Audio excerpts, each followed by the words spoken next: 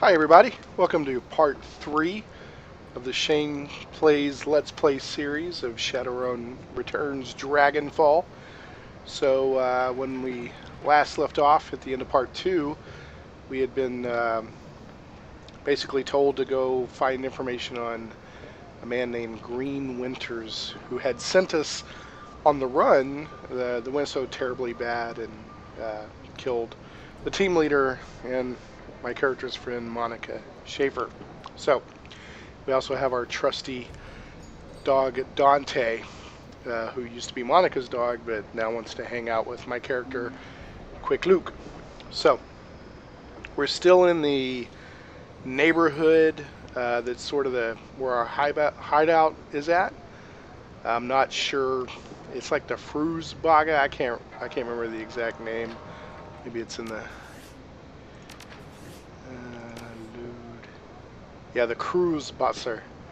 So let me go back. I don't want to do that. Another thing I want to mention is, it really takes a while for this game to load on my PC. And my PC is no slouch. I mean, it's not the latest and greatest that just came out yesterday, but it's no slouch either. So I'm curious how long it takes a game to load on a tablet, like an iPad or an Android tablet. Maybe there's more stuff going on in Dragonfall than in the original game content, because I don't remember games taking that long to load. Anyway, let's go see if we can track down Mr. Green Winters. And there's I can't remember his name. There's I believe a Turkish guy that we're looking for. Let's see if I can find my objectives. Oh, Altulg Barukagazi, that's what I'm looking for. So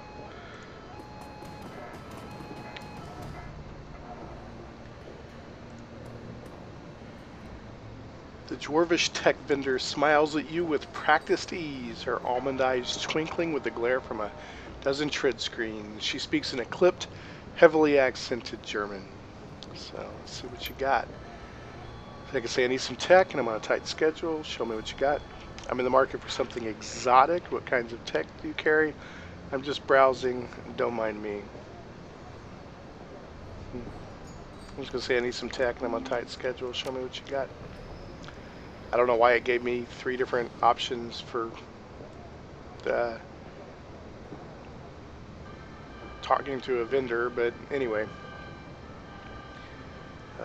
This looks like it's going to be more for a decker, yeah, and a rigger. I see drone repair kits, and I see software and whatnot for deckers, cyberdecks, and let's see, maybe they got some weapons. I don't think there's any weapons in here. Yeah, I mean the armor 2 here wouldn't be bad. I think my current character is using armor 1, but I don't need the +1 intelligence. Maybe if I get a decker later, which I'm sure I will, to replace Monika. Okay, so now we know where the tech vendor is. Now there's a little cafe. I do believe that's where the guy I'm supposed to track down, they said he was at a cafe. I'm gonna explore around a little bit more. David. What's up, David? A pair of round eyes peer up at you from under the hood of a grime-smeared winter coat.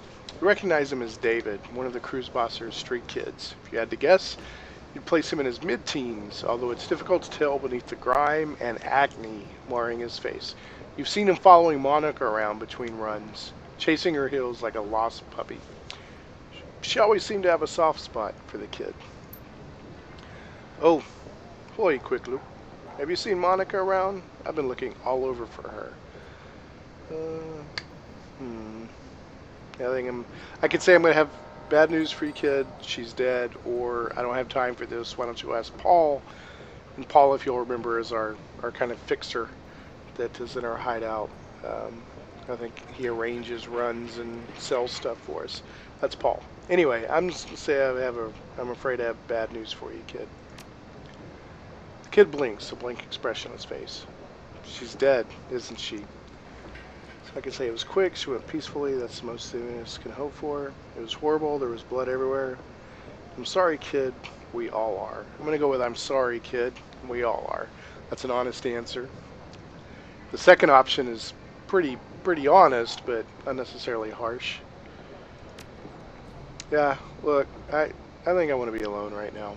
It's interesting, they don't have a portrait here for David. Most NPCs get a little portrait. So he wants to be alone. He followed Monika around like a little puppy. So I guess maybe he lives in this little trailer. I don't know. Talus Kramer. I don't know.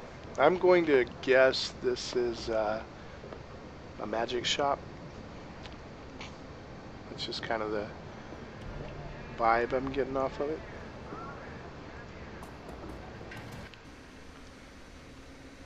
The Talismonger's shop. Yeah, I think I guessed correctly. Maybe I can go in deeper later, but right now this guy's kind of blocking it. Let's go talk to Absinthe. Can I not get to her? There she is. Okay. Something about the young elf behind the counter makes your breath catch in your chest. She's lovely to look at, but it's a strange kind of beauty. Her eyes are large and luminous and impossibly green. As she looks up at you, you can see that her irises are flecked with iridescent gold. Absinthe. And by the way, I'm pretty sure absinthe is an alcohol that is very addictive and pretty dangerous. It seems like in the Victorian age in France or something, it seems like absinthe was a big deal, or maybe in England. Hello and welcome to Algernon's. Perhaps I can help you with something? As she smiles up at you, her eyes fixed on yours, a curious feeling of weightlessness fills her chest. It feels as though you're floating in a warm, calm sea. A gentle current pulls you closer to Absinthe, and the sensation is pleasant. As you drift, the golden specks in her eyes begin to move. So I can either look deeper into her eyes, or, and I would have to have willpower of 4 for this, look away. But I don't have enough willpower to look away, so I'm just going to look deeper. The golden specks in the elf's eyes shift and swirl, slowly picking up speed. It's mesmerizing. All at once, the specks explode into light and color. Absinthe's eyes now fill your field of vision, and it feels as if you're drowning in an alien sea. The patterns traced by the shimmering specks in her eyes are kaleidoscopic, enchanting, nearly impossible to turn away from. Once again, I would need willpower to wrench my eyes closed, so I will just lose myself. You are lost. Your entire world has been reduced to a churning vortex of green and gold. Dimly, you become aware that something is happening. You feel your body being buffeted by unseen forces, and suddenly, everything goes black. Okay, this is not cool. I have to say that I just thought I was going into a vendor, and now some crazy madness is going on. So, nice little unexpected twist here. Slowly and painfully, you struggle your way back to consciousness. The shop's owner, Algernon, is looking down on you, an expression of concern on his face. Absinthe stands beside him, her expression one of embarrassment. Algernon, welcome back, friend. Algernon extends a hand to help you to your feet. Absinthe shifts slightly to allow you to stand. This guy looks like the magic vendor from Dead Man's Switch. I think it might be the same guy. He talked about, living in different multiple planes of existence simultaneously, if I remember right, something like that. He looks a lot like him. What? What was that? What happened? Absinthe. My fault, and my apologies. Sometimes when I daydream, I bring others along for the ride. It was unintentional, yes, but there was no harm done, correct? You'll be fine. So I can say no harm done. If you'll excuse me, I'm going to go stand in the corner for a while. Harmless? I don't think so. Step away from me, elf. I want nothing more to do with you. I'm going to go with no harm done. I'm going to go stand in the corner for a while. Okay, so that was kind of funny. Let me talk to her again and see what happens. Absinthe keeps her eyes hidden from view. Please excuse me, I have work to do. So she's pretty powerful. If she can do that to somebody without even meaning to. Algernon. What's up, Algernon? By the way, this is a complete tangent, but Flowers for Algernon was one of my favorite books I read in high school. So Algernon says, "Greetings, young human." The elf's voice is smooth as silk and rich as clotted cream. Something about him instantly puts you at ease. I am Algernon Half-Dream, the owner of this establishment. In my shop, you will find only the finest in magical paraphernalia. Now tell me, how may I serve you? So I could say, if you're selling, I'm buying, show me your inventory. I have a question for you if you don't mind, and on second thought I've got to go, thanks anyway. So I'm going to go with I have a question for you if you don't mind, because maybe that'll open up a quest or more conversation. You're in luck. I have a great many answers. So I could say, what kind of magic do you practice? Shamanic or hermetic? What's your story? Have you been in the Kreuzbasar long? What's the deal with your assistant? There's something funny about her eyes. Can I see what you're selling? I'm just going to go through the options. What kind of magic do you practice? Personally, the true kind, but I sell goods tailored to all traditions. In my shop, we do not discriminate. Got anything else you need to know? That was a non-answer. What's your story? Have you been in the Kreuzbasar long? I have many stories. Stories of dancing spirits and raging dragons, of unchecked magic and swarming chaos. All of these stories are true. As for the Kreuzbasar, I have always been here, quietly peddling my wares. It is a simple life, but a good one. Now, anything else you need to know? So what's the deal with your assistant and her eyes? Absinthe is a friend, nothing more. She helps out around the shop when the fancy strikes her. She is nobody's assistant, and I am no one's master's. But her eyes? So I could say but her eyes, or you haven't answered my question. I'm going to say but her eyes. He pauses for a moment, considering. I believe that they suit her personality. Anything else you need to know? So he's pretty good at being friendly, but not really giving answers. So, can I see what you're selling? All right.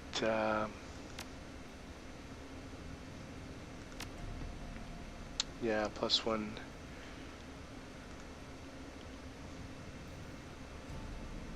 So it gives +1 willpower and +1 charisma, and it's armor 2. I think that would help a shaman. Or shaman. I never know how to say it. I think I grew up calling it shaman.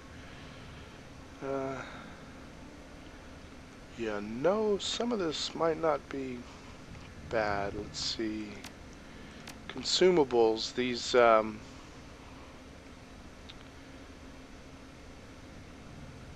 fetishes aren't bad for a shaman. They kind of bring forth basically pets that fight for a brief time. I need to check out what. What's my shaman's name? Can't remember. I want to say like I have to look again. Chai casting, conjuring. Okay, so this guy still sells stuff for physical adepts, shamans, and wizards, which is pretty much what he said.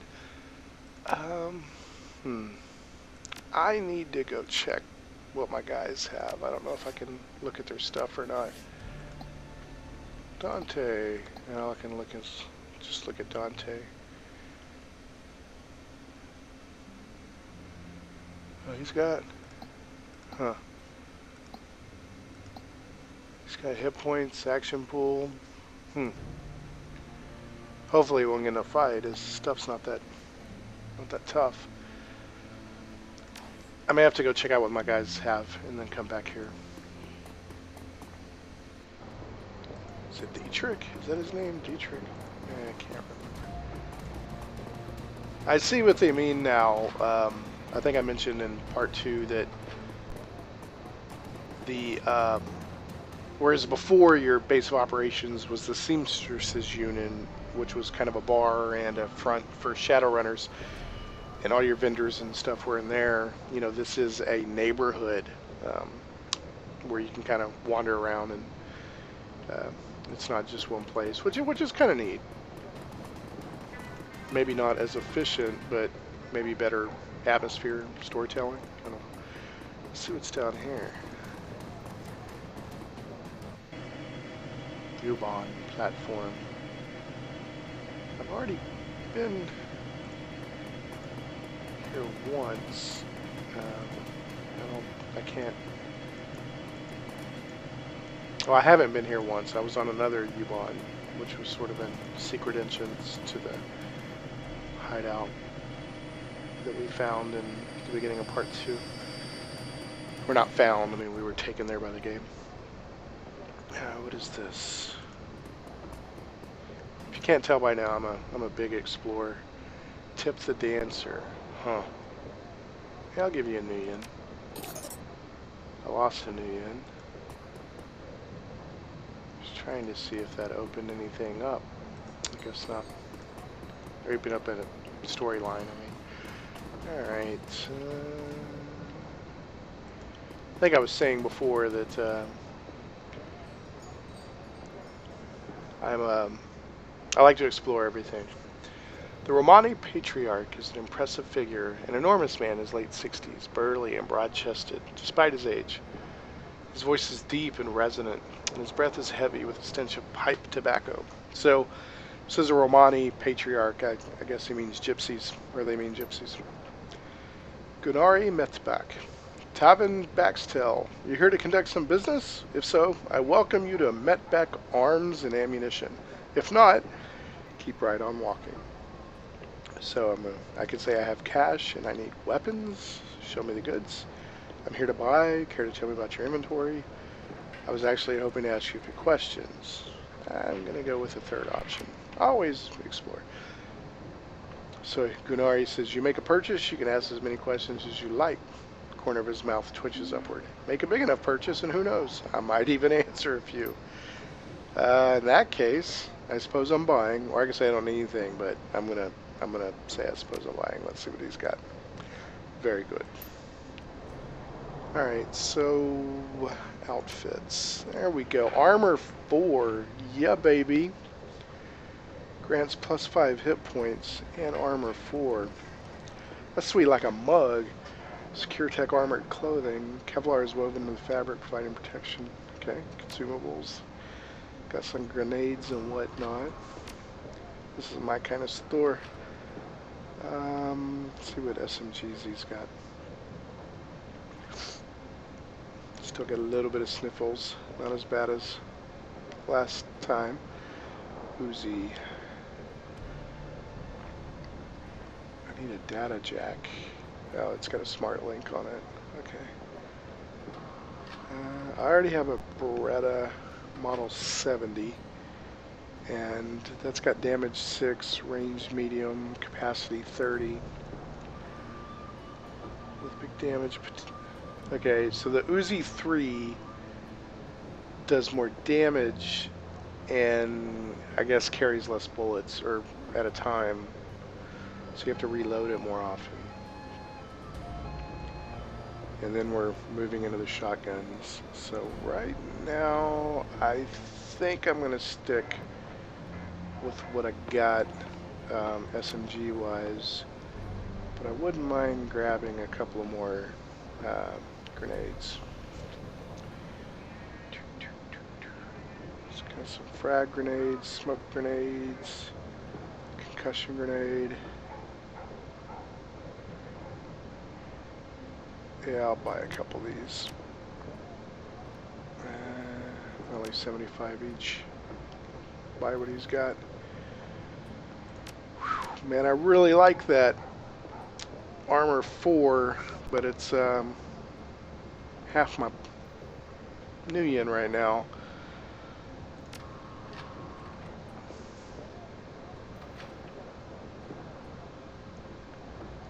I like it a lot. Huh. Let me see what else before I go spend all my money. I'm just going to buy these grenades. Alright. That's nice. It's going to let me swap out with my stash. So I'm going to drop one of those in my stash. Actually, you know, I got room right now. I'll keep everything.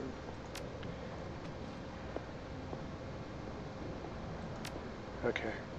Yeah, I rather like this guy.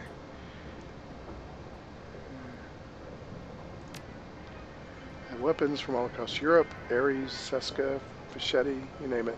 It can be found on the continent. It can be acquired by Medback Arms. I don't conduct business with suppliers that I know nothing about. Talk to me about Medback Arms.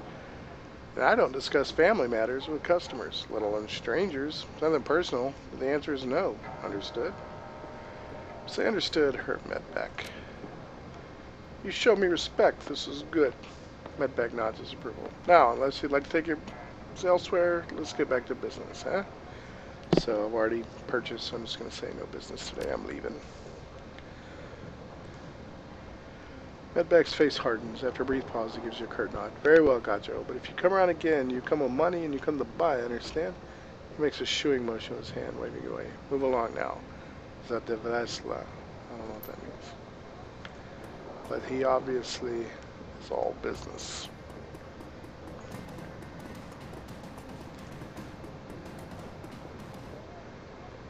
Doesn't look like I can do anything over here. A lot of people living in little trailers and stuff. Campers. You looking for some magic, my friend? If you got the cash, old Zach's got the flash. Let's see what old Zach's got. So it's another magic shop. This elf has clearly seen better days. His skin is weathered and emaciated, as though it has been stretched too tightly over his frame. Track marks line the crooks of his arms, and dirty bandages wrap his knuckles. Despite all of this, he seems cheerful enough. The elf fixes his twinkling, bugged-out eyes on yours and offers you a broad smile, displaying a set of impossibly white teeth. When he speaks to you, his voice is surprisingly deep. Guten Tag, mein friend. You here for some magic? Because Zach Flash, he gestures as himself with a dramatic flourish, is your magic man. Say, I might be interested. Magic, are you a street mage? No thanks, buddy. I'll just be on my own. I'm going to say, magic? Are you a street mage? Sek lets out a throaty, barking laugh. Street mage? Me? Do I look like a street mage to you? He shakes his head, but his smile doesn't waver. He fishes a small bag of pills out of his back pocket and dangles it before your eyes. No, chummer, I'm not a street mage. I've got the magic in my blood and the magic in these bags, but you won't catch old Zach studying any spell books. Well, in that case, let's talk about the magic you've got in that bag there. What have you got? Or interesting, let's talk about something else. I'll say let's talk about that magic you got in the bag there. Oh, a little bit of everything. I got your Zen and your Hyper, your Nitro, and your Nova Coke. If you want it, I got it. Zach leans towards you and lowers his voice to a conspiratorial whisper. I've even got a special concoction of my own design, but I wouldn't recommend it unless you're serious about getting high. So this guy's a drug dealer. So you want to conduct a little business? What's the deal with this special concoction?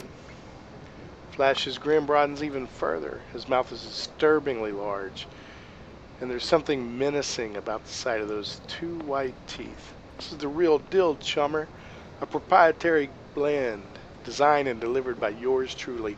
Pharmaceutical grade kamikaze cut with genuine spirit residue from the tear, and then mixed with my secret blend of herbs and spices. He produces a small packet filled with iridescent purple granules from the pocket of his dirty jeans. You want to get high? Buy some Nova Coke and throw yourself a party. But if you want to soar, you get yourself some Flash. So you want to conduct a little business? I'm going to say, what's up with the bandages on your hands?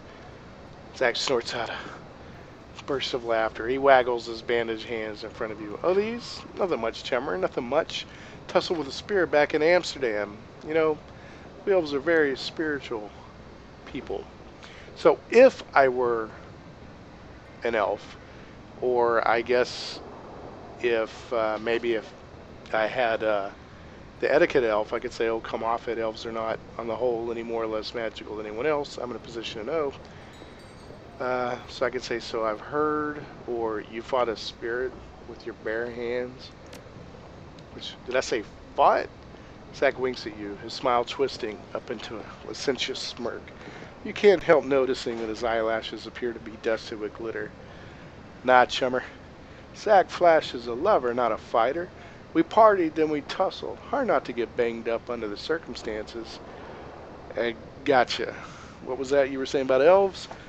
I'm calling BS on this one. That's my cue to leave. Catch you later, Zach. I'm gonna say gotcha. What was that you were saying about elves? Elves, you know, my people, are creatures of the spirit. Got the magic in our blood, whether we sling spells or not. I'm telling you, I've talked with spirits all my life, and it has nothing to do with praying to a totem or studying spellbooks. Flash lowers his voice to a conspiratorial whisper.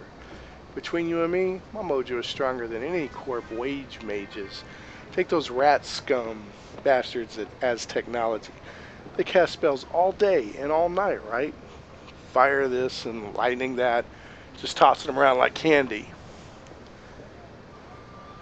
So I can say, right? Or I can say, yep, that's what they do. Look, I don't mean to cut you off, but I got things to do. You want to make a sale or not? Yeah, look, I got to run. Catch you later, Zach. I'm going to say, right? Well, me, I'm just doing my thing. Not casting spells. I'm storing up my energy. Saving it. Can you imagine how much magic I have? This guy's an idiot.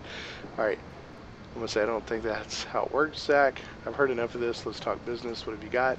Hey, that's great, Zach. Look, I got to go. Keep storing that energy. I'm going to say I've heard enough of this. Let's talk business. What have you got? Oh, a little bit of everything. I got your Zen.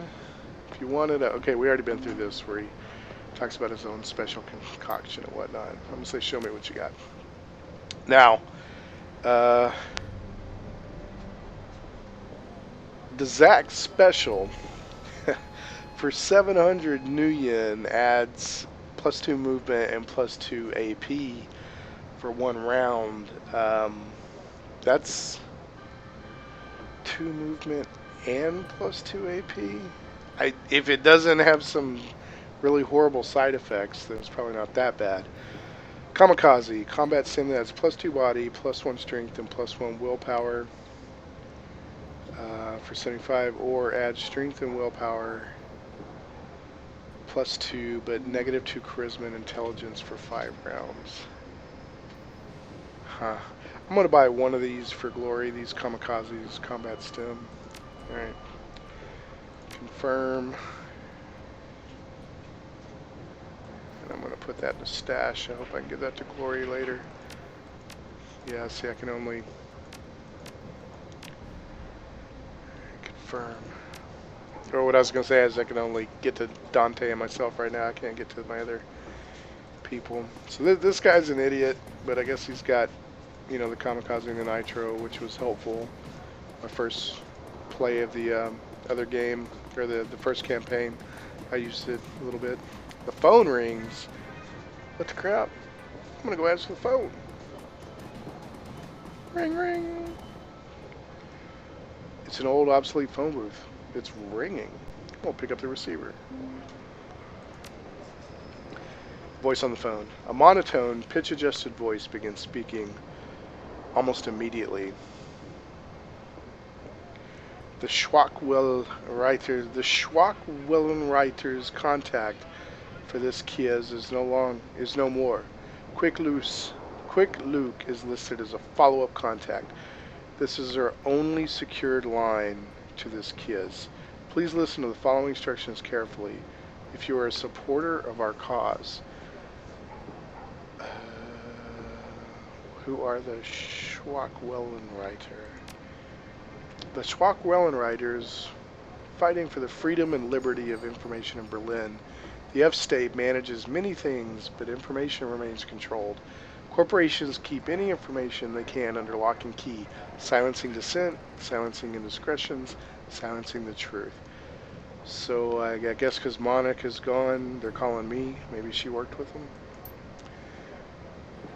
Voice on the phone continues. Our goal is to liberate the information, though that any who wish may access it, and so that the F-State can regulate itself based on truth. We are simply a collective of like-minded individuals working toward this cause. So I'm going to continue listening. We have phone booths in strategic locations throughout the city. Within each one, you may find a request posted for specific information. If you can obtain a copy of this information, return here and submit it via the port below the receiver. We will verify the authenticity of the information remotely and post an undoctored copy of it onto the matrix ourselves. It is our stated goal for this information to remain free to all. However, you will be compensated for sought-after information returned to this location. The line goes silent. I'll say I'll keep an eye out. Line remains silent. Hang up the receiver. So I guess it's kind of a side quest. Find these phone booths, get information, bring it back to this phone booth, make a little money, a little new yen. I don't really think that Quick Luke is a freedom fighter per se, but he's probably not opposed to making a little extra money, as long as it doesn't feel like it's evil or something. So I'm looking at this monument now, and it says a bizarre monument towers before you. At the top of the pedestal, the form of an angel stands, its outstretched wings looming over the small park. But the material is strange and uneven, giving the statue a cold, Frankenstein-esque appearance. It appears that the artist has welded this monument together from various metal scraps and pieces of junk. As you approach, a small, grimy monitor at the base of the statue flickers dimly to life. The grainy face of a smug young orc appears on screen. Hello there. I'm Herbert Kunzel, the creator of this monument. What would you like to know? Okay, so press 1 is statue name, press 2 installation history, press 3 about the artist, or I could just step away. I'm gonna hope that maybe this has something to do with the game later, and it's not just pure flavor. I don't mind personally spending time on flavor, but since this is a let's play, there may be, yeah, it's a let's play right now with all this conversation, right? But anyway, hopefully this will bear fruit later. So let's get statue name. This is my tribute to victory, the victory of anarchy.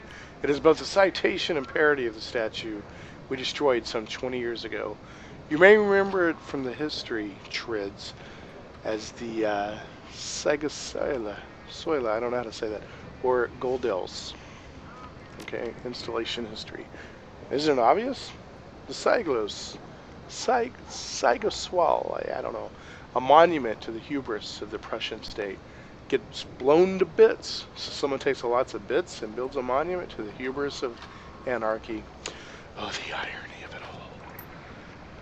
I mean, what more is there to say? And about the artist. I am the visionary Herbert Kunzel from the Lindwurmer. You might know me from...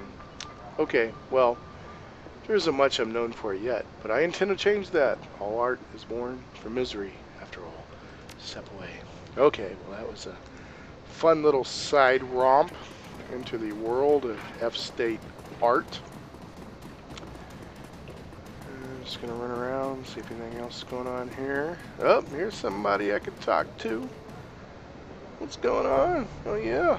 What's up? Lane. Donations for the soup kitchen have slowed, Samuel.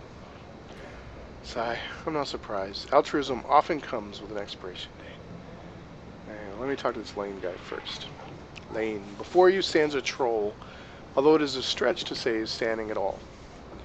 His great mass is barely held upright by 2 vintage prosthetic legs, along with a crutch under one arm.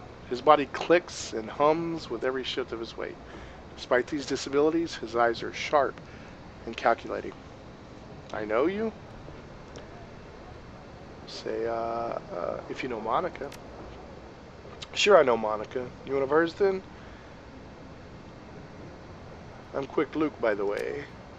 Good to meet you, Quick Luke. My name's Alexei Lane.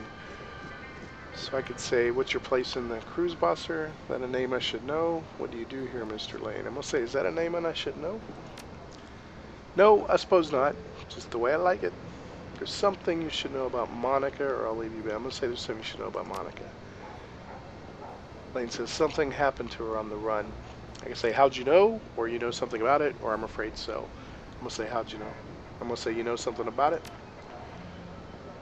Lane says, just what my eyes and ears tell me. I had a feeling.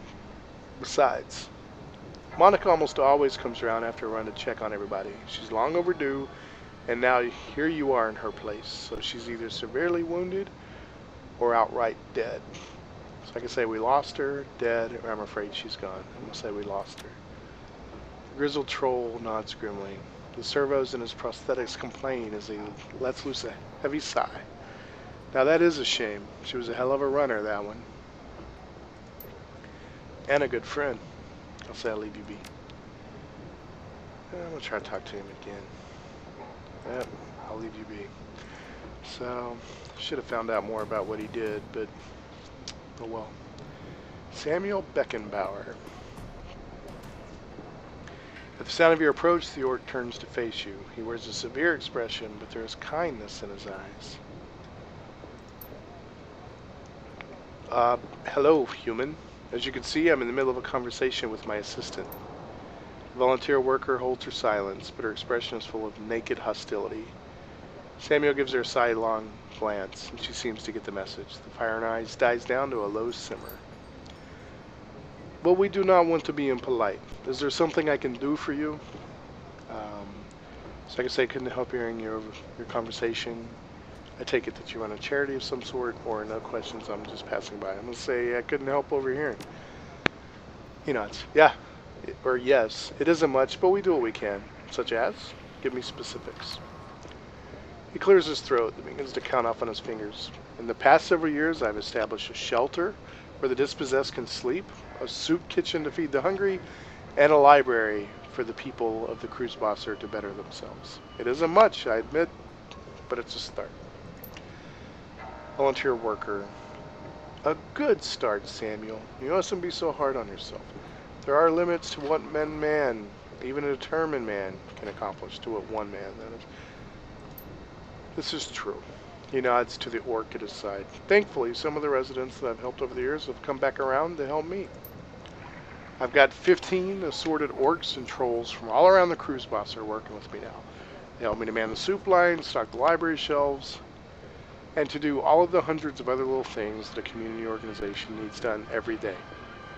These extraordinary individuals are living proof that that what we do here has value.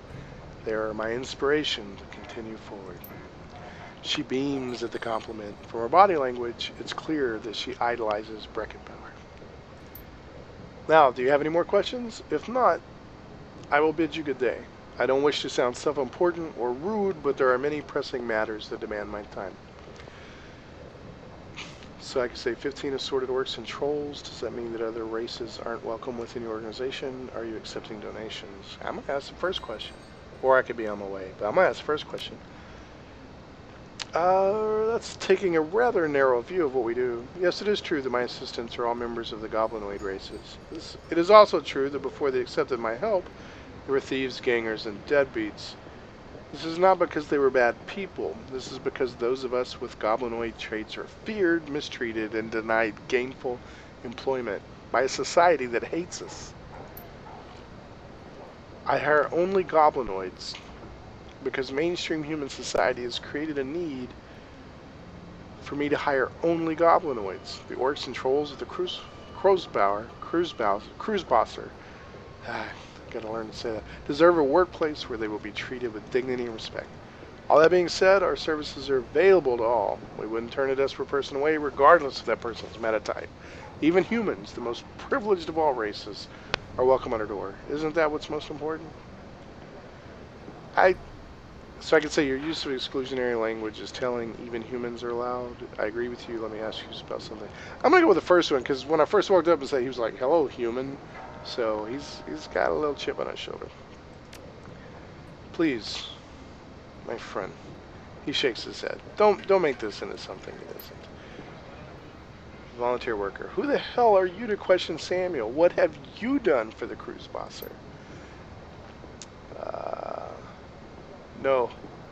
There are more important things to do than argue about this. He nods at you. I'm sure that his heart is in the right place. Now, please, friend, there are many tasks that demand my attention. Something more that you need, or shall I bid you farewell? I'd like to talk to you about your organization. Are you accepting donations? He says yes. Of course, please go on. And I can ask him, are you accepting donations? I'd like to talk to you about your organization's policies, or let's talk about something else. I'm going to ask if you're taking donations. Yes, of course. We're actually desperate for them, truth be told. People seem more intent on taking care of themselves than they are on providing for the less fortunate. Of course, these concepts are not unrelated. As poverty rates increase, so do the crime rate. Assisting the needy increases the quality of life for all. In any event, our shelter has some basic needs that desperately need to be filled. The walls of the shelter are not insulated. The new blankets will go a long way toward keeping our guests healthy and comfortable. Ideally, we'd like to purchase some space heaters as well. With 250 new yen, we can make the purchase. Whatever you can spare would be most appreciated. Yeah, this is probably stupid, but I'm going to give him 250. Samuel's eyes widened. This is incredibly generous. Thank you, my friend. Not a big deal, Sam. Do good with it. With this donation, we've reached our first goal. Thank you so much for your kind assistance. I will put your contribution to work stocking the shelter with blankets and heaters. Not a problem. Please do not downplay your contribution. You have shown kindness at a time when few others will. That means something. It means a great deal. Let's talk about something else. No questions. I'm just passing by. Maybe that'll pay in the future. I don't know. Let's see what's down here in this. Another subway platform that goes nowhere. So maybe later in the game we could take a subway car, or a U-Bahn, I should say. I think I've investigated everything. This here is my hideout. I may have missed something. I don't think so. They do a good job with Shadowrun Returns of making the space you're in looking really large, but actually the explorable area isn't as large as you think. Alright. Alright, here I am. I'm in Cafe Sesva. Alright, the guy with the yellow is who I need to talk to, but I'm going to talk to Jan Goldschmidt first. Hello, Jan. Jan Goldschmidt. Hello, my friend. The voice that comes from the man in the chair is as enormous as its owner. A deep, booming roar dripping with unrestrained mirth. A fine day for a soy calf, yes? So yes, it certainly is beautiful. Every day is a fine day. I'm going to get interrupted. Like I say, I've got to run. I'm going to say yes, it certainly is a... From the back of the store, the voice of the shopkeep cuts you off. Don't mind the fool in the chair. He roars like a traumatized walrus, stewing all day in his own sweat. The man behind the bar glares at Goldschmidt, his upper lip curled in disgust. I tolerate him, only because he takes his soy calf by the bucket. Jan Goldschmidt. Goldschmidt responds with a raucous belly laugh. Apparently he finds the shopkeeper's insults to be hilarious. Ah, Altug. Mein Freund. You're as quick-witted and sharp-tongued as ever. I bow to you. So I can say, if you wouldn't mind, are you going to put, or I'm out of here. I'm going to say, if you wouldn't mind. He's going to cut me off. Once again, the shopkeeper said, to bow to me, you would first have to vacate your chair. The shopkeeper claps his hands together, clasping them in front of his chest. I shall summon a team of determined young men and an ox to assist with this task. Or with the task. With luck, you'll be on your feet by nightfall. Goldschmidt smiles up at you with small eyes glittering. Enough of this senseless bickering. You have approached me for a reason, yes? Tell me, what can Jan Goldschmidt do for you? Say something bad is going to happen if he doesn't stop interrupting me. Why do you put up with those insults? Don't you have any pride? Nothing, I'm done with this. I'm going to say, why did you put up with those insults? I put up with them because they amuse me. The fact that they amuse me infuriates my dear friend Altug, who in turn hurls more insults. Goldschmidt raises soy calf cup in salute. And thus the cycle continues. It is 2 years now that I've been your customer, yes, Altug? 2 years of soy calf and strained patience, yes. And I remain happy. And Altug makes money. An ideal business relationship. That all sounds perfectly healthy. Take care, Jan. Goldschmidt gives you a deep nod, his jowls quivering. Until next time, my friend. So, maybe he's just a local character for flavor. I don't know. I can't talk to him right now. So I'm gonna... Oh, what's this? I'm gonna go take a look over here. The special today is caramel soy calf. Caramel, how do you say it? Altug Burgazi. The man behind the counter looks right past you, and the dog following close behind. Dante, I will fetch his water dish, and perhaps a coffee for our friend here. Say Paul Amsel sends his regards. 5 soy calf black, just killing time. I'll be going now. I'm going to say Paul Amsel sends his regards. When he hears Amsel's name, the Turk's voice lowers and his accent becomes less exaggerated. His eyes take on a knowing look. Ah, very good. Please express to Herr Amsel my appreciation of his patronage. If he needs any more catering jobs seen to in the future, I'm always happy to provide. So he tells me you're developing the menu for a friend of his now, Herr Winters, I believe. I want to hear all about it. Catering, I don't follow. Paul is always pleased to send business your way. Herr Burkagazi, he was hoping you could discuss some of the details of his Green Winters order with me. Or that you could discuss some of the details. I'm going to go with the first one. He tells me you're developing a menu for a friend of his now, Herr Winters, I believe. I want to hear all about it. Yes, of course. Oh, wise one. Kami, come. The young woman bustles in from the back room. Her gum chewing is loud enough to hear over the noise of the coffee grinders. Burkagazi spits something out in rapid-fire Turkish. As you wish, uncle. I will see to it right away. Kami offers you a shy grin, snaps her gum, and hurries back into the room she came from. My girl Kami is arranging to make contact with the chef as we speak. This will likely take some time. My chef is a busy man. While we wait, I wonder if you would be so kind as to run a small errand for me. A trifle, really. I hate to trouble you. I'm embarrassed to even ask, but I would be most appreciative of your help. I can say, what is this trifle? I'm not your errand boy. I do a job, I get paid. Of course, Herr Burkagazi, it is no trouble at all. I can say, what is this trifle? Altug's voice lowers to nearly a whisper. Errand is simple, hardly worthy of you.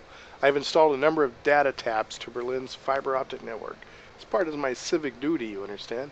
These taps provide free matrix access for all who live in the Kreuzbasar.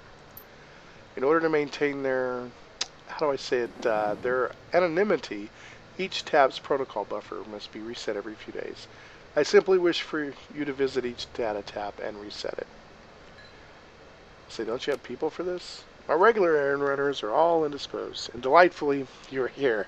Besides, we must wait for Kami to return. It is a fortuitous circumstance. Just reset the taps and come back when you're finished. There should be 3 of them scattered around this neighborhood. The first one is just outside. Look for a metal box with yellow arrows painted atop it. By the time of your return, I should have the information Herr Amsel requested. Okay, so I don't really have a choice in this. If I'm in character, I have to say I kind of agree with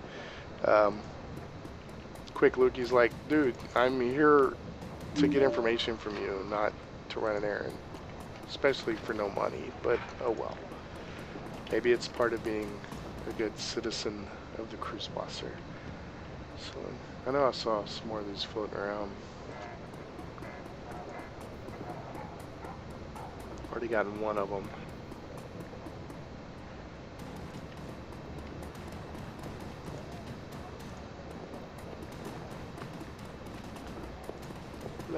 Oh, I didn't talk to Simi.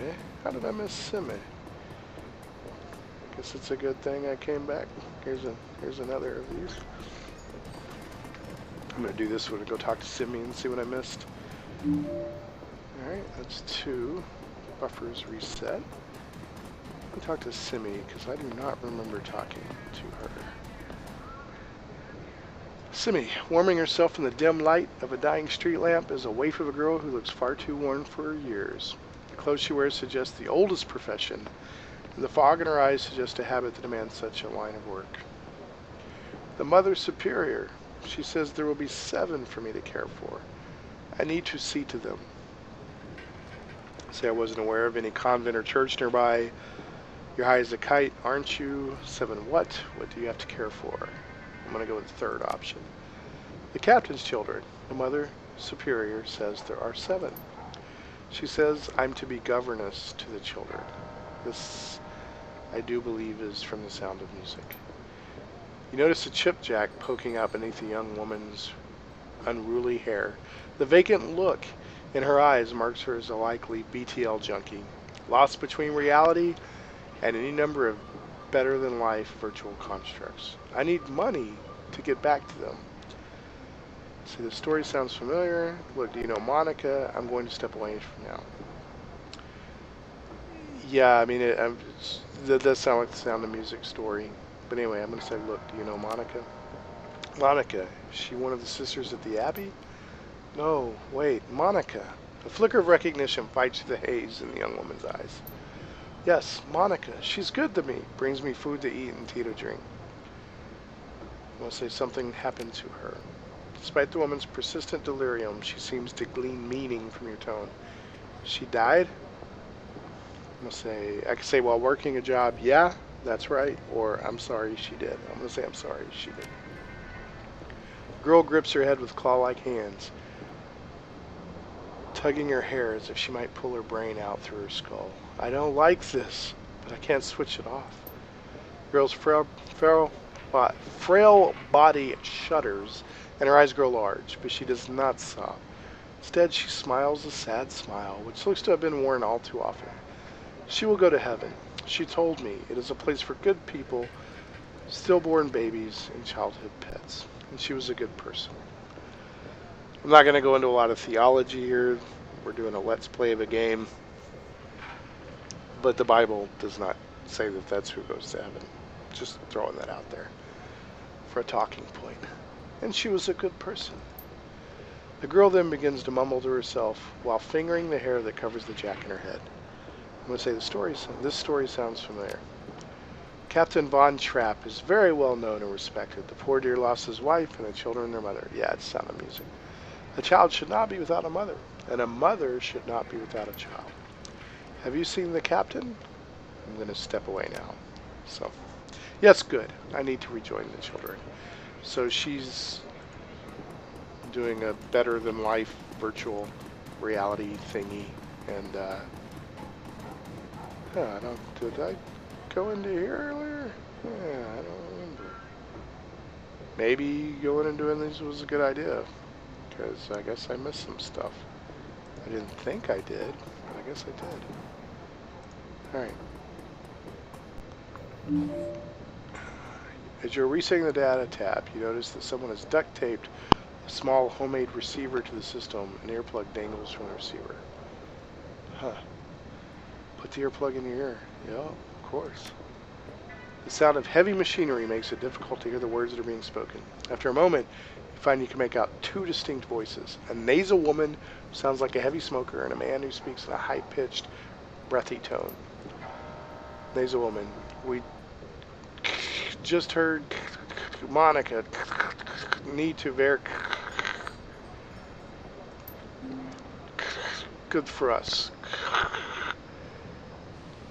Continue listening. A sound like a conveyor belt starting adds to the noise of machinery, and you can't make out anything else until it comes to a stop a minute later. A high-pitched man. Think our next step? Question mark. Nasal woman. Wait. Isn't ready to make a move yet. To be patient. See who steps up. Could be someone more. Continue listening. More conveyor belts start up. All you can hear is the sound of machinery. Continue listening. Some sort of motorized vehicle starts up, drowning out everything else. Continue listening. A bell rings loudly again and again. Sounds like a telephone. You hear the sound of a door slamming shut, and the noise of machinery is suddenly muffled. There's a rattle of plastic, and the ringing stops.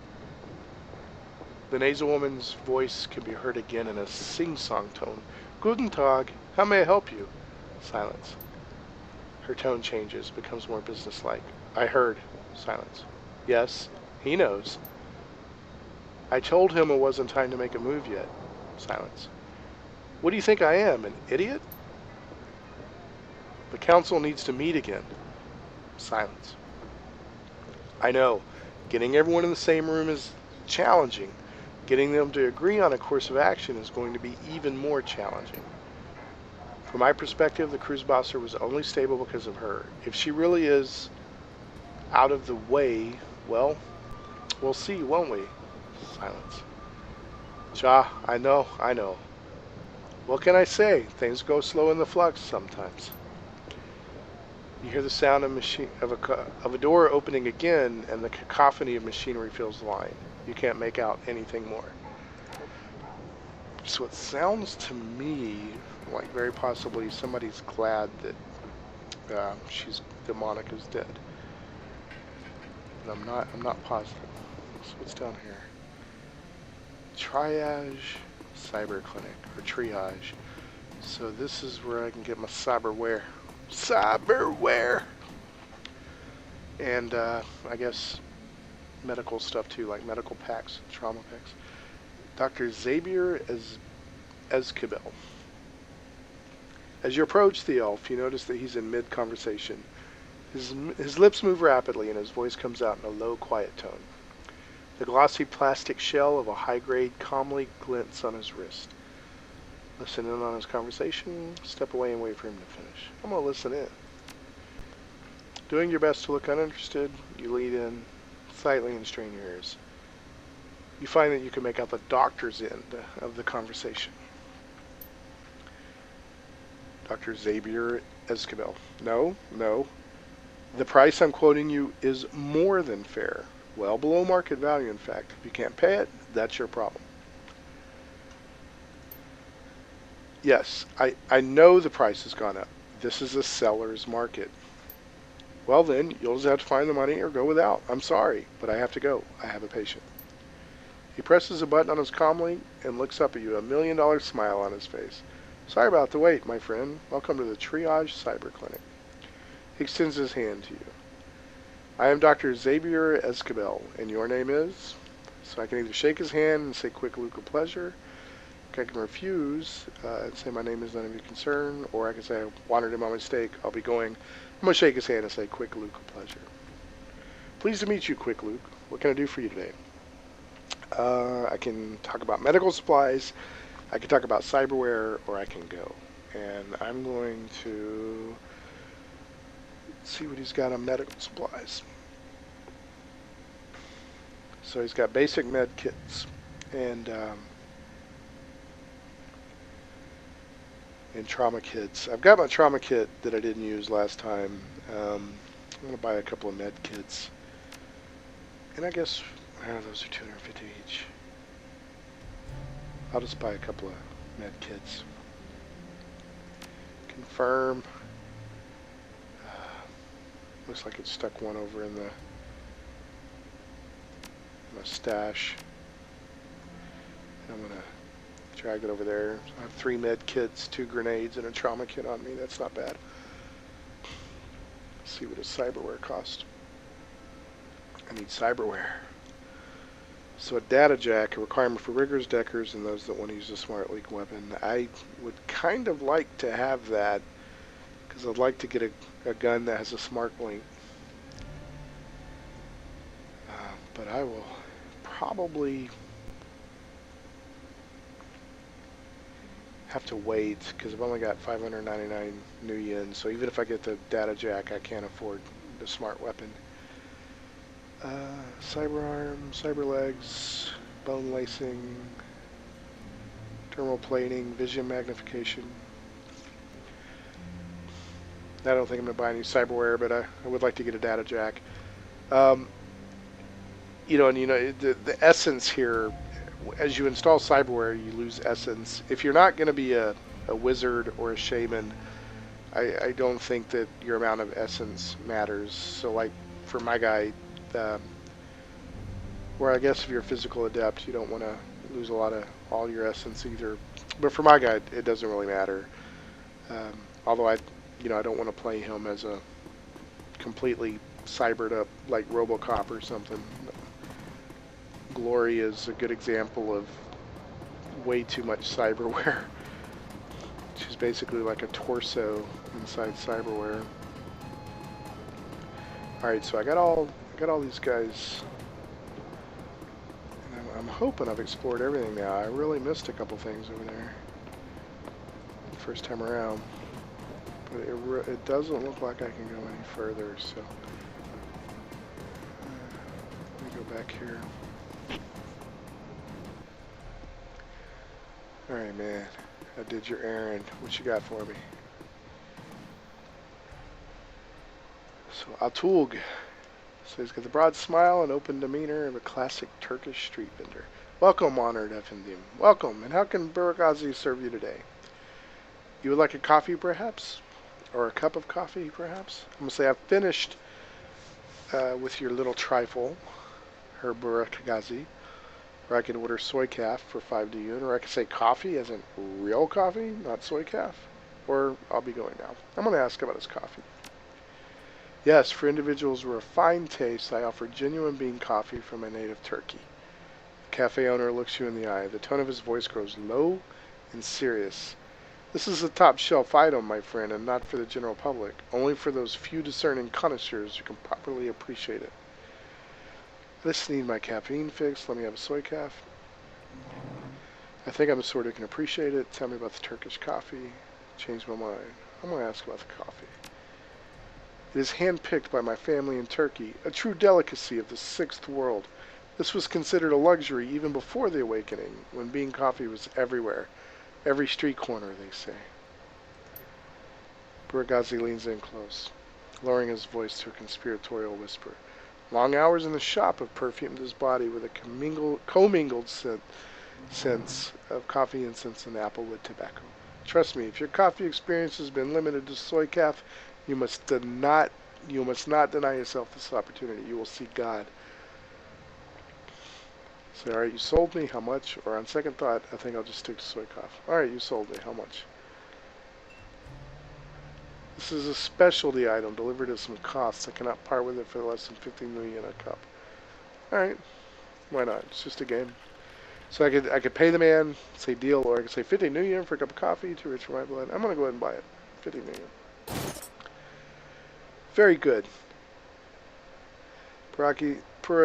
Burakazaki hands you a ceramic travel cup, which he then fills the brim with dark, steaming liquid. The scent is intoxicating. Is there anything more that I can get you? I'm going to say I've finished with your old trifle, her Burakazaki. Ah, very good. I assume you had no difficulties?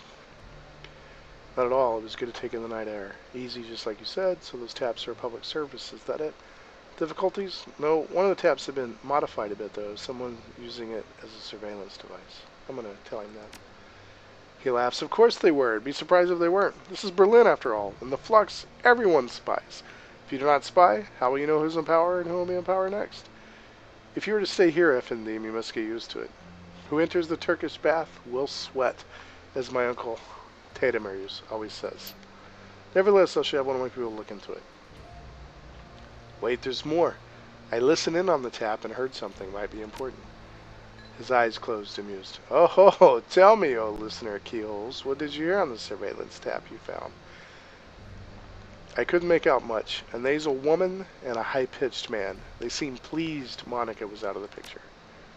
Turk's face falls. News travels fast in Berlin.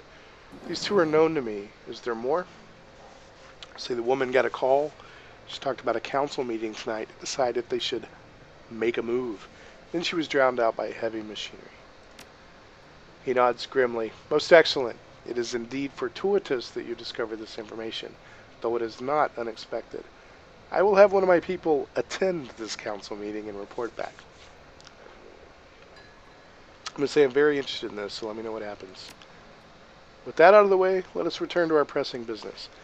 He barks a stream of rapid-fire Turkish, and the gum-chewing young woman comes hurrying out to the counter. The menu for her Amsel, uncle. Cammy hands you a folded piece of paper. Inside is a memory stick. Please extend my consolations to him. The death of Fräulein Schaefer must have hit him hard. Altug. Buragazi gives Cammy a small nod, and she hurries out of the room. When she is gone, he returns his attention to you. Please express my condolences as well. I only just heard the news. Monika was an important part of this community. He frowns. Few know how important. The memory stick Cammy just handed you should contain all the information her Amsel requires from our chef in the field. Should you require my services in the future, you know where to find me. Until then, good day. Alright, I'm going to try to talk to him again and see what happens. Altug smiles at you from behind the counter. Welcome back, honored Effendum. How may I serve you? So I can order a soy calf, or I can say just killing time. Okay, so I bought a 50 million cup of coffee, which did not go in my inventory. I guess it just cost me 50. Hopefully that'll help me with this guy later. I don't know. It didn't even tell me if I liked the coffee or not. Oh, it's snowing. Oh, it's snowing. Dante. Faithful Dante. Let's go back to Amsel. We have the stick. Man, so far this is a lot of exposition and dialogue.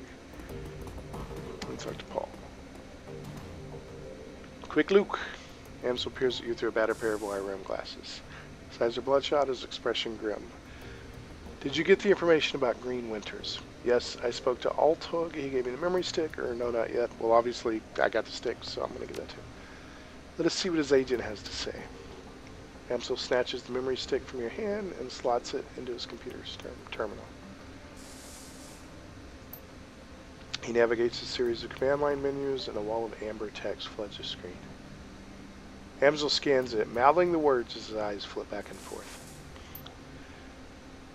Barack Ghazi's agent tailed Green Winters to a hotel in a cesspool of a Kiez. I don't know what a Kiez is, called Drogon Kippa. I'm going to look that up real quick. What is a Kiez? Because that's the second time that word's come up. What is a Kiez? A German word that refers to a city neighborhood, a relatively small community within a larger town. Okay. So it's a neighborhood called Drogon Kippa. The hotel is called Das Kesselhaus.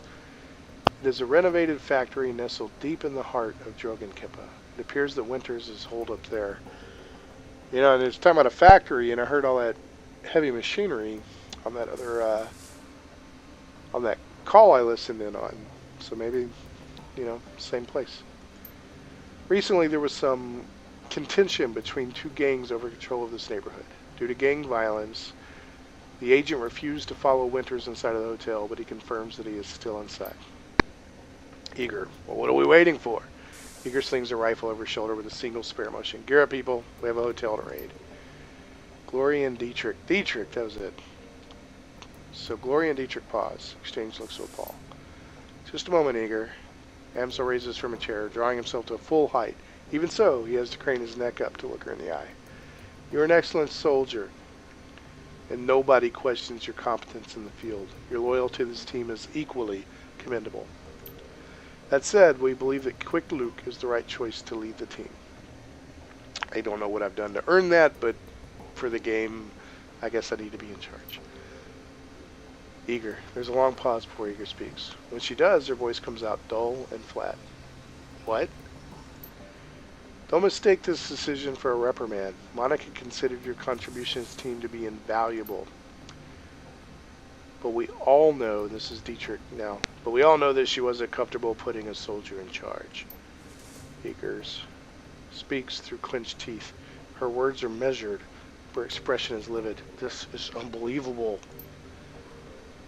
You want to put the rookie in charge again? She shakes her head. Don't you people learn from your mistakes? Glory. Quick Luke is the reason we're still alive, Eager. Dietrich. He kept us together. He let us out of there in one piece. Eager. Making him your golden boy. She sounds tired, resigned, but above all, disappointed. This is more of your flux state idiocy at work, isn't it? Dietrich reaches out, puts his hands on her shoulder. It's what Monika believed in. Eager's voice tightens. For a moment, her control slips and her face contorts in grief. Yeah? And look where that got her. Eager straightens to her full height. Let me give you a piece of advice. In the field, only two things matter. The mission and survival. Everything else is a distraction. Your ridiculous politics have no place on a Shadowrun. Dietrich manages a smile. What can I say? We're German. We have a history of strong political views. Eager sighs. The tone of resignation returns to her voice. Screw it. Let's put an end to this. I've got the skill and experience to lead this team. Quick Luke, on the other hand, was appointed by Monika as a joke. If you'd rather he take the lead, I'll abide by that, but I want to hear each of you say it. So I could say they already have, you just weren't listening. I could say, come on, Eager, give it a rest.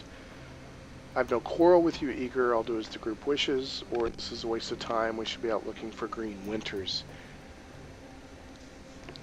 I'm going to go with I've no quarrel with you, Eager. I'll do as the group wishes. You stay out of this. She stabs an armored finger into your chest, hard. The moment she raises her hands to you, Dante's ears lay back, and he lets out a low growl. Reflexively, she takes a half step back. Dietrich, I think we've heard what Dante has to say. As for my part, Quick Luke saved our lives back there. You may not believe it, but he did. The way I see it, that means I follow his lead a while longer. Glory's voice is uncharacteristically gentle. I trust in Monika's judgment. Therefore, I trust in Quick Luke's judgment. Paul, the discussion is finished, Eager. Ansel speaks softly, but his tone is firm. Quick Luke will take Monika's place as the leader of this team. So I could say Monika's death deserves vengeance. I intend to see it done. We're in over our heads, but whatever we stumbled into tonight, I'll see us through it. I'll do whatever it takes to keep this team and Monika's legacy alive. This includes taking your advice, Eager. Running the Shadows is simple. Work, survive, get paid. I plan to keep us alive long enough to find a payday at the end of this tunnel. Great. Hey, Eager, could you grab me a soy cap? No, I'm not going to do that. I'm going to say I'll do whatever it takes to keep this team and Monika's legacy alive. That includes taking your advice, Eager. Eager gives you a smile. A small nod. That's big of you. She looks from Dietrich to Glory to Amsel, finally down at Dante. Then she sighs. I don't agree with this decision, but I will respect it. She nods again, more decisively this time. Quick Luke takes the lead then. Conversation closed. It's time to move on. We need to focus on chasing down green winters. Indeed, I have transferred the information that we received from Altug to the computer terminal in the next room. It used to be Monika's personal workstation. Quick Luke, now it is yours. Monika kept a variety of notes and dossiers on that machine. I would suggest reviewing her notes when you have the time. Amsel turns attention away from you and back to his computer screen. Good hunting. I will eagerly await your return. I wouldn't suggest driving to Dragonfall. The roads aren't safe. Taking the U-Bahn would be faster anyway. Thanks for the tip, Eager. The U-Bahn it is. When I want your opinion, I'll ask for it. I'll say, thanks for the tip, Eager. The U-Bahn it is. Eager nods and turns back to check their equipment. The rest of the group disperses in turn. Okay, so it says you now command a team of Shadowrunners. When traveling to new mission locations, you'll be able to choose which members of your team to bring, and modify your loadout for the run. When members of your team become permanently incapacitated on a mission, they'll be automatically extracted for emergency medical care. They'll be patched up and ready for action next time you return to safe house. Avoid this loss of firepower by always carrying some Bumona trauma kits into the field. These can be purchased at the Street Docks office in the Kreuzbasar. Confirmed. Okay. That's an hour and 15 minutes for this part already. I'd kind of like to... I'm going to go ahead and go investigate the mission computer and get us prepped so that way we can wrap up this part and Next part, hopefully, be heading into the hotel, maybe a little action. This is 2 parts in a row now that have been really dialogue heavy. Okay, so this is your workstation and mission computer, the command center for your team's operations, and your last link to the memory of Monika Schaefer. Her thoughts and words live on in the machine, as at times it's easy to forget that she's gone.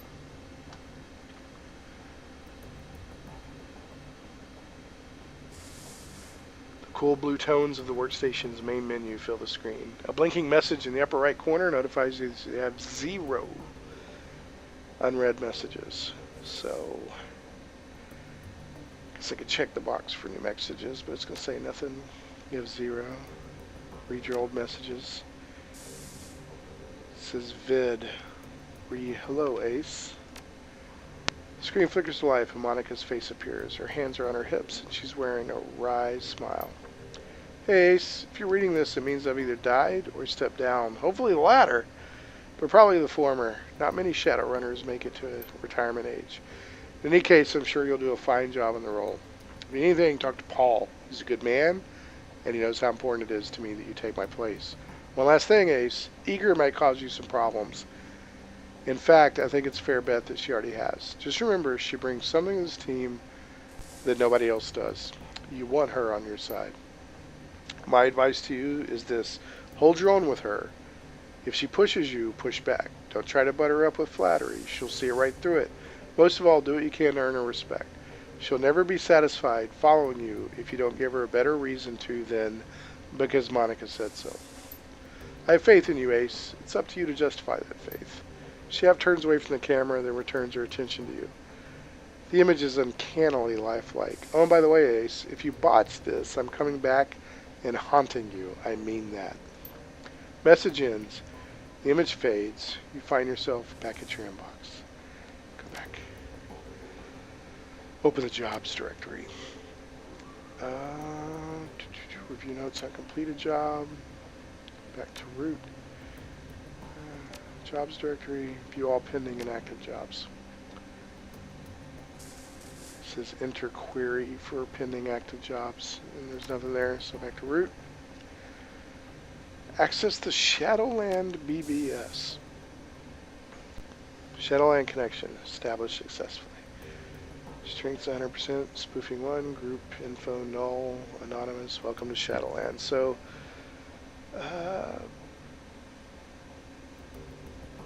post-pay data. Attach data and escrow account. Data will be automatically sold to the highest bidder. Both parties will remain anonymous throughout transactions. Okay, so in the first part, Monika was had hacked some information, Antiquity's delivery schedule from that castle we're on, so I'm going to post that. Pay date. So, removed a mission item. Post successful, posting will remain active for 2 days, so hopefully I'll make a little money on that. Search BBS for relevant keywords. Huh.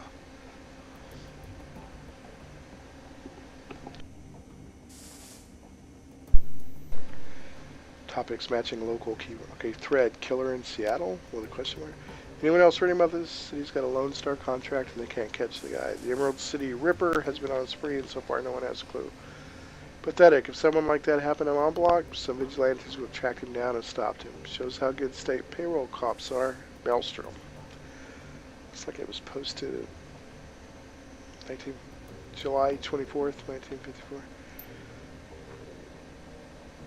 And somebody says, who says it's a he?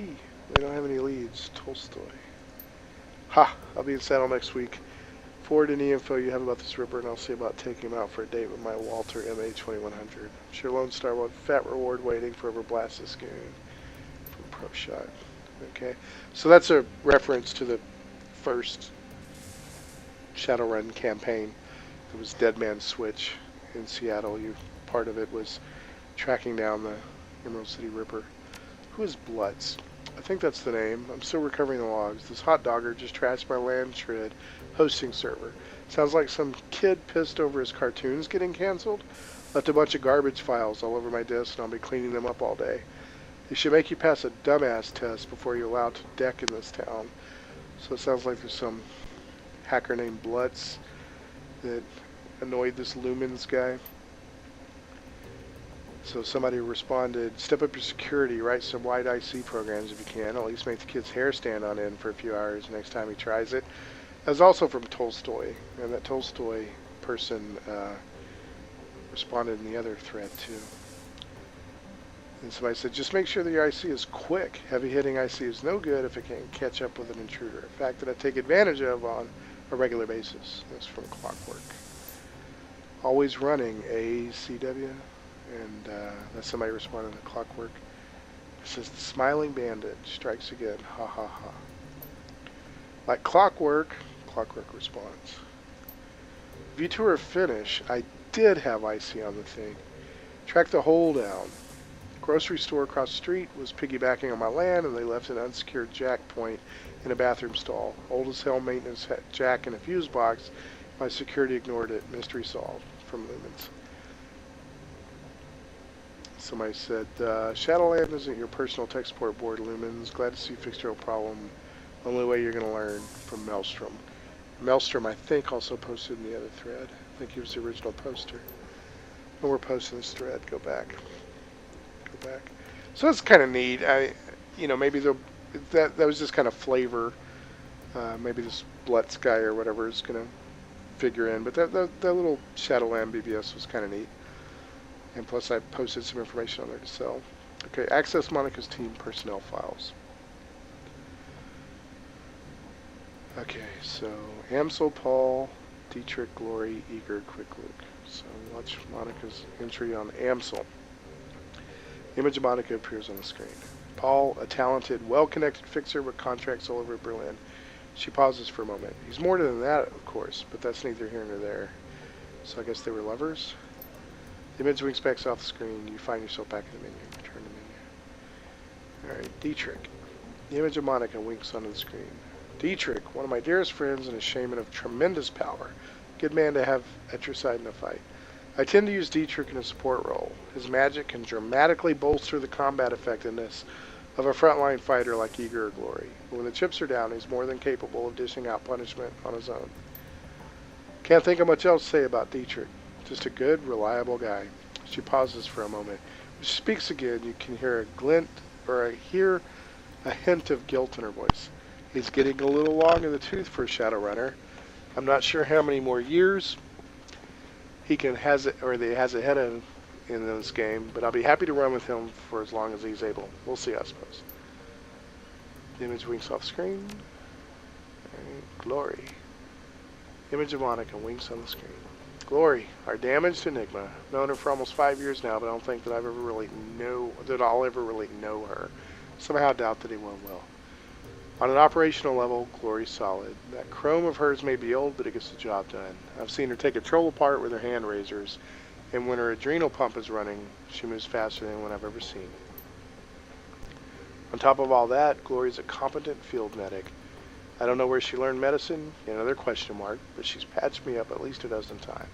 Between her skill with the med kit and Dietrich's magic, we haven't had much trouble with serious injuries. In our line of work, that's a luxury. Monika pauses for a moment, then shrugs. That's really all I know about Glory. She keeps to herself, barely talks, and spends most of her off time staring at nothing. I've seen this kind of behavior before, of course. Something bad happened in her past. Deep down, I think she's still running from it, and I'm sure that her cyberware ties into it somehow.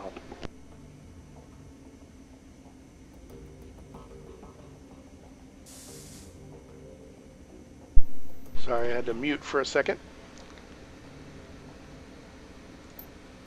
I don't know. Maybe someday she'll open up to me. I'd like to think that she will. We'll see, I suppose. Image winks off screen. Alright, Eager. Eager. What's to say about Eager? She's smart, she's strong, and she's one hell of a soldier. In a close-up fight, I've seen her take apart an entire security team with her shotgun. And she's even more dangerous at range. It's a handy thing having a trained sniper on the team. All in all, we enjoy one hell of an advantage thanks to her. Unfortunately, there are some disadvantages too. All of the military training has left her, rigid, I suppose. Unlike the others, Eager isn't content to go with the flow. She wants lists and maps and timetables. She wants a hierarchy, and she wants it formalized. I don't think she realizes it, but giving her what she wants would destroy this team.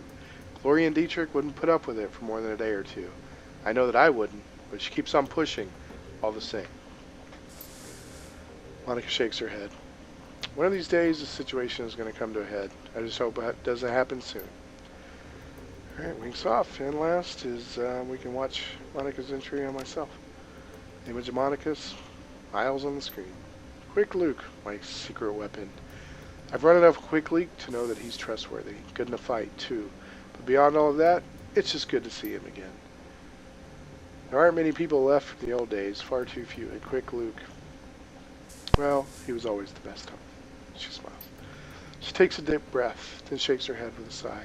That was sappy. Mental note, re-record this before Quick Luke gets a chance to see it. At any rate, if anything happens to me, it's good to know that he'll be on hand to fill my shoes. It's not what Eager would want, but it is what would be best for the team. And that's it. So, let's go. I think I can... Let me see if I can... Yeah, I can't switch back and forth between the team members on... I was trying to do my loadout. Turkish... Oh, I do have some Turkish coffee. It's a mission item. Interesting. So maybe that wasn't a complete waste buying that. Okay.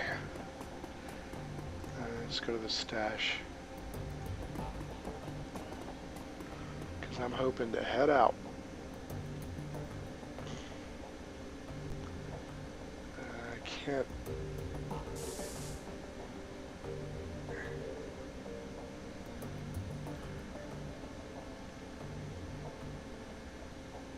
I can't remember if I can swap equipment when people are not out in the field.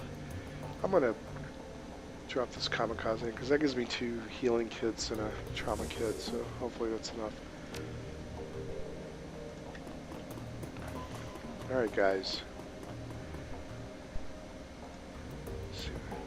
I got nothing more to say, boss. Let's just get this round taken care of. You can hit me up again later if you want to talk. I hope they're all like that. I'm ready to get going. This is the best times. Come back later if you want to talk. Okay, so I'm hoping that's what it's going to be. Just get going. Quick Luke, you should probably be getting ready for your trip to Das Kessel House. Time is short. Got a question for you about the Kreuzbasar. Little slice of heaven, isn't it? What can I tell you about? What can I tell you about our Kias, our neighborhood? Where can I? You know, I'm gonna talk to this guy later about some of that stuff. If you have questions about your teammates, I recommend checking your mission computer. I know that Monika wrote dossiers on each of them. She'll be the best qualified to tell you about their capabilities anyway. He's sad. Kreuzbasar. People in the Kreuzbasar. Very well. Where to begin? Samuel Beckenbauer is a good man, perhaps a bit xenophobic. That's the guy that only hires orcs and trolls. But this is to be expected. He stands up for the rights of the goblinoid races. The orcs and the trolls, yes. They have been more vilified and victimized than any of the other metahuman breeds. What is important is that he is a leader and a healer and that he helps his people. In the Soifcaf shop, you will find Jan Goldschmidt. I tell you that you will find him there because he never seems to leave the place. Every time I go for a coffee, he's there, sipping on Soifcaf. Beyond that, I cannot say what I think of the man. He's a jovial sack of fat. A jovial sack of fat. Perhaps if you speak with him, you can learn something more. Have you any more questions for me, or may I get back to work? I don't need anything, sorry to bother you. Okay, so let's head out, folks. Go to the, I don't think I can I go this way? Yeah, that way it's not open. Okay, so.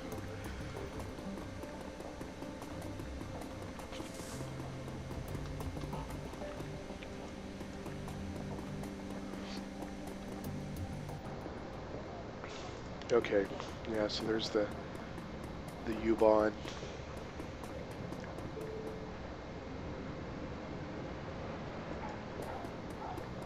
And there was another U-Bahn entrance down Yeah, either one of them.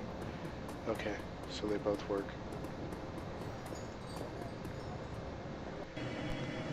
And there's the subway. Another U-Bahn. Now where's the screen that lets me choose my people? Yeah, where would you like to travel? Some of the team in travel to Das Kessel House Hotel to search for Green Winters. Das Kessel House. So, who am I going to take?